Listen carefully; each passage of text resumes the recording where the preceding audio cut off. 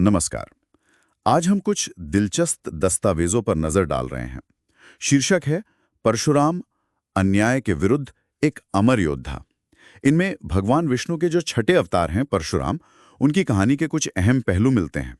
तो चलिए जरा गहराई में उतरते हैं। बिल्कुल। और शुरुआत में ही एक बहुत अहम बात सामने आती है। परशुराम सिर्फ विष्णु के अवतार ही नहीं थे, उनमें मतलब शिव भक्ति भी कूट कूट कर भरी थी, और वो एक महान योद्धा भी थे।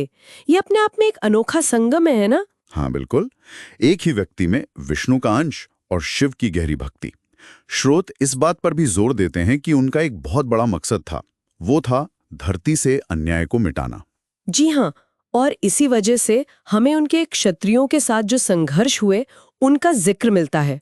स्रोत कहते हैं कि उन्होंने कई बार बार बार इस लक्ष्य के लिए युद्ध किया। सही, लेकिन यह एक और परत है।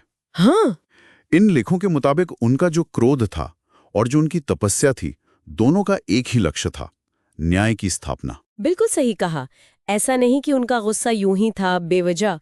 शक्ति का ऐसा उद्देश्यपूर्ण इस्तेमाल, ये उनके चरित्र की एक बहुत खास पहचान बताई गई है। हाँ, ये बात सोचने वाली है।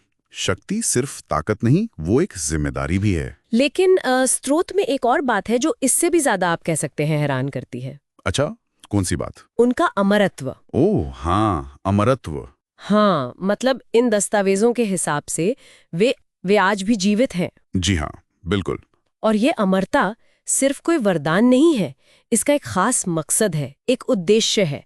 स्रोत बताते हैं कि वे भविष्य में आने वाले कल की अवतार की प्रतीक्षा कर रहे हैं। कल की अवतार की प्रतीक्षा किस लिए? ताकि उन्हें अस्त्र शस्त्र का ज्ञान दे सकें। जरा सोचिए, ये उनके अस्तित्व को कैसा आयाम देता है। एक भूमिका जो गुजरे हुए कल से शुरू होकर आने वाले कल तक फैली हुई है, एक निरंतरता। मतलब उनका जीवन सिर्फ अतीत की कहानी बनकर नहीं रह गया, वो भविष्य के एक अहम अध्याय की तैयारी भी है। ये उन्हें सिर्फ एक ऐतिहासिक या पौराणिक पात्र से कहीं ज्यादा बना देता है। एक अमर योद्धा जो किसी नियत घड़ी का इंतजार कर रहा है। बिल्कुल, उनका वो योद्धा वाला रूप, उनका न्याय के प्रति वो समर्पण, और फिर ये अनंत प्रतीक्षा, ये सब चीजें मिलकर परशुराम की एक बहुत ही जटिल और कह सकते हैं बहुआयामी तस्वीर बनाती हैं, जैसा इन स्रोतों में बताया गया है। हाँ, क्रोध भी न्याय के लिए और प्रतीक्षा भी एक बड़े उद्देश्य के लिए। सही। तो अगर हम सार देखें तो इन अंशों से हमें परशुराम की शख्सियत की एक झलक मिलती है। वे विष्णु अवतार हैं, शिव भक्त हैं, अन्याय के खिलाफ लड़ने वाले एक महान योद्धा हैं। और सबसे अनोखी बात, वे अमर हैं और भविष्य के एक बहुत महत्वपूर्ण काम के लिए सदियों से, शायद युगों से प्रतीक्षा कर रहे हैं। हाँ, और ये बात हमें वाकई सोचने पर मजबूर करती है ना? अनंत काल तक किसी उद्देश्य के लिए प्रतीक्षा करना, इसका असल में क्या मतलब हो सकता है? ये कर्तव्य, समय और अवतार की जो भूमिकाएं हैं, उन पर एक गहरा सवाल खड़ा करता है।